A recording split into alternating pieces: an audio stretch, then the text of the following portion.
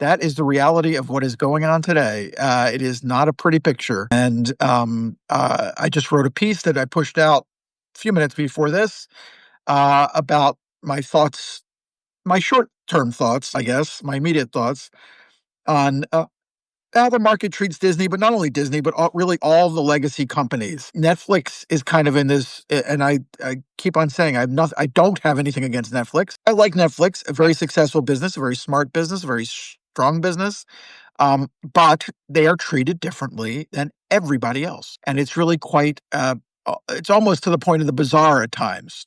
Today being one of those days where Disney, the quarter was not sensational, but it wasn't terrible. It was a flat, it wasn't even a flat quarter. There was a growth in the quarter.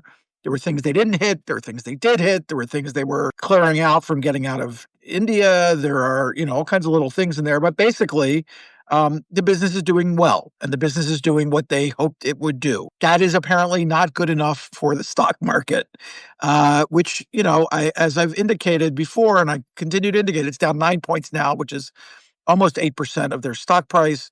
It's down to 107, so it hasn't crashed or anything. There was a time where I actually invested when it was down at 85 and 87, whatever, which was insane, and made pretty good money on that. But I wish I had more money to invest, frankly, at that time. In any case, I would have made real money.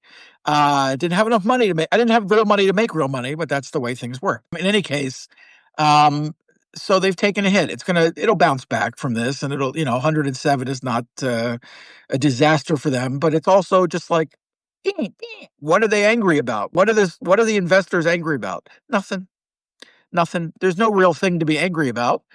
They just, the stock market is down in general right now, and they are pissy.